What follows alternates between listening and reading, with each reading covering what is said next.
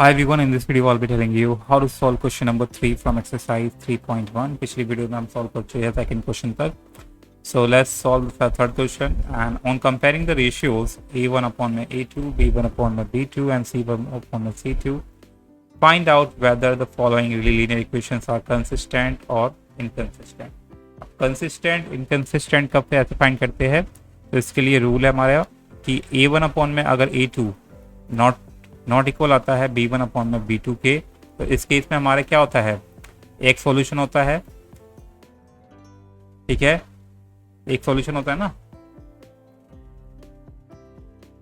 और दूसरा कंडीशन क्या होती है, a1 अपॉन में अगर a2 बराबर है b1 अपॉन में b2 बराबर है c1 अपॉन में c2. इस केस में हमारे जो सॉल्यूशन होता है वो इन्फिनाइट होता है,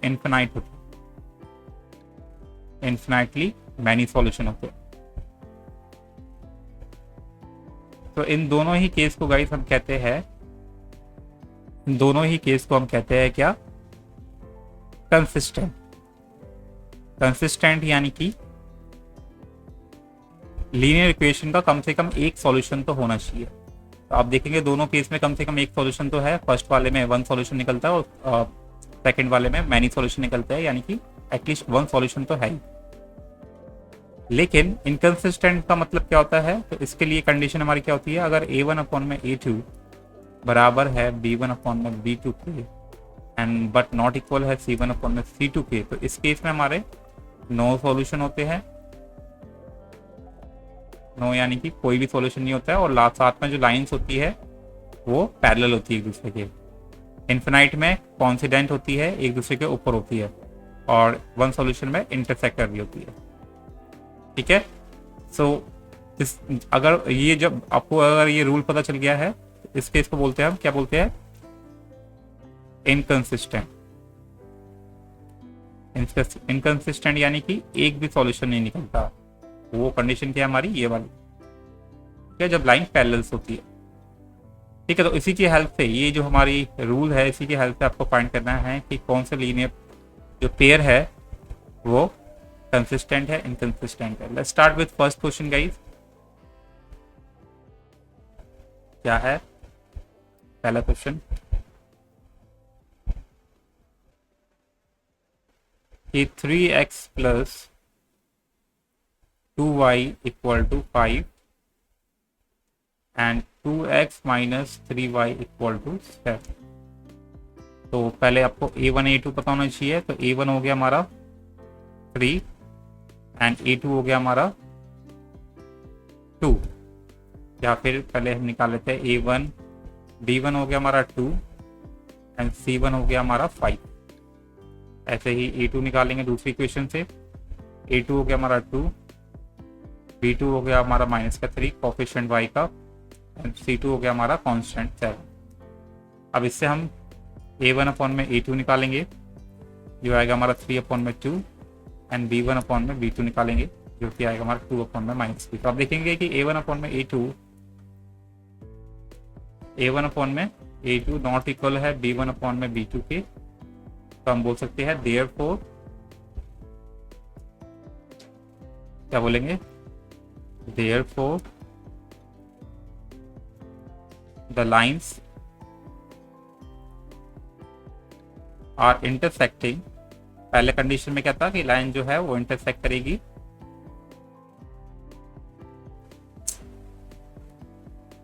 intersecting and have one solution. ठीक है, तो इस केस में क्या होगा, हमारा जो पेयर ऑफ इक्वेशन होगी वो क्या होगी, कंसिस्टेंट. तब बोल सकते हैं hence the pair of equation are consistent. तो आपको इस तरीके से लिखना होगा हर एक आंसर में. ठीक है, अब सेकंड हमारा है 2x minus 3y, 2x minus 3y. Let me see. Back to the question. 2x minus 3y minus 8 equal to 0 and 4x minus 6y minus 9 equal to 0। Again हमारा a1 क्या होगा, a1 अपॉन में a2 क्या होगा, 2 upon में 4। मैं direct लिख दे रहा हूँ, आपको a1 a2 आप लिख सकते हैं जैसे मर्जी आपको करना हो। एंड b1 अपॉन में b2 क्या होगा हमारा 3 अपॉन में 6। देखो ये काटने पे कितना आ जाएगा हमारा 1 अपॉन में 2 आ जाएगा, इसको काटेंगे तो ये भी हमारा 1 अपॉन में 2 आ जाएगा। c1 अपॉन में c2 की बात करें तो ये आ गया हमारा माइनस 8 अपॉन में माइनस 9, माइनस से माइनस हट जाएगा, 8 अपॉन में 9 आ रहा है। तो आप देखेंगे कि a1 अपॉन में a2 तो है वो बराबर है b1 अपॉन में b2 के, बट नॉट इक्वल है c1 अपॉन में c2 के। तो आप क्या बोलेंगे इसमें, इस केस में आप बोलेंगे क्योंकि जो लाइंस है उसके पैरेलल कोई भी सॉल्यूशन नहीं होगा, देयरफॉर इस केस में क्या होता है, जो लाइंस होती है वो पैरेलल होती है। Lines are parallel and have no solution.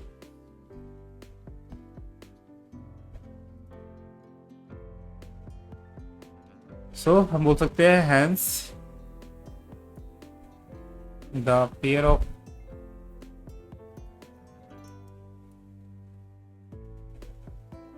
Equation are inconsistent. ठीक है, ऐसे ही हम थर्ड क्वेश्चन सॉल्व करेंगे। तो थर्ड क्या है हमारा 3 अपॉन में 2x प्लस 5 अपॉन में 3y equal to 7 and 9x minus 10y equal to 40। तो a1 अपॉन में a2 क्या हो जाएगा, थोड़ा विड्थ बढ़ा देते हैं। a1 अपॉन में a2 क्या होगा हमारा 3 अपॉन में 2 और अपॉन में 9।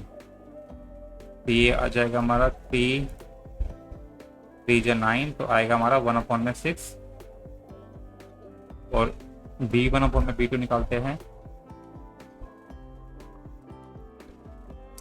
तो आएगा हमारा 5 अपॉन में 3 और नीचे हमारा है 10। तो 5 से तो ये कट जाएगा 2 बार में, तो आएगा हमारा, और माइनस का भी याद रखना, माइनस का 10 भी है, तो ये आ जाएगा हमारा माइनस का 1 अपॉन में 6।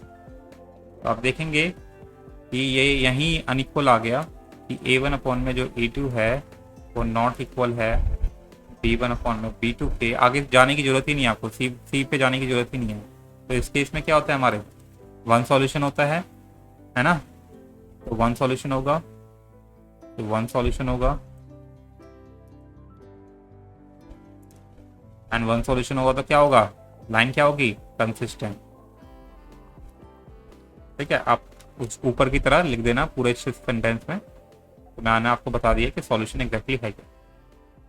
अब आता है हमारा फोर्थ, तो ये हो गया हमारा 5x minus 3y minus 11 equal to 0 and दूसरा है हमारा two equation minus 10x plus 6y plus 22 equal to 0। a1 upon में a2 निकालेंगे, 5 अपॉन में माइनस का 10 काटने का आ जाएगा वो माइनस का 1 अपॉन में 2। फिर b1 अपॉन में b2 निकालेंगे, कितना होगा माइनस का 3 अपॉन में 6 काटने का आ जाएगा हमारा माइनस का 1 अपॉन में 2। c1 अपॉन में c2 निकालेंगे तो माइनस का 11 22 काटने पर जाएगा माइनस का 1 अपॉन में 2। ठीक है, ये हो जाएगा हमारा a1 अपॉन में a2 इक्वल है b1 अपॉन में b2 के इक्वल है c1 अपॉन में c2। तो इस केस में क्या होगा हमारा इनफिनाइटली मैनी सॉल्यूशन होगा, है ना। क्या होगा इनफिनाइटली मैनी सॉल्यूशन, और अगर सॉल्यूशन है तो क्या होगा कंसिस्टेंट। ठीक ठीक है, सो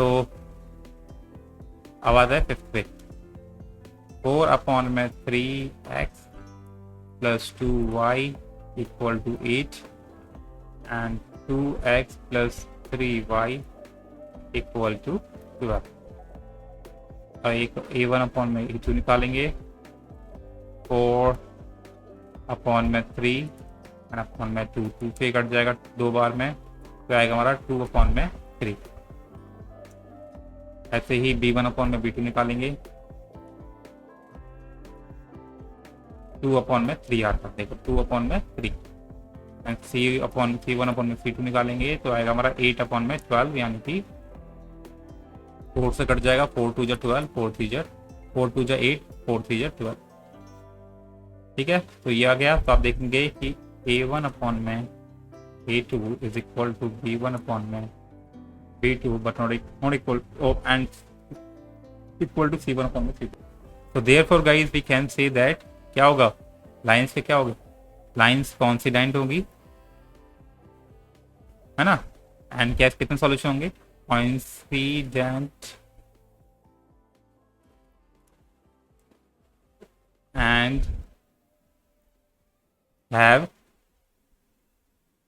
infinitely many solutions।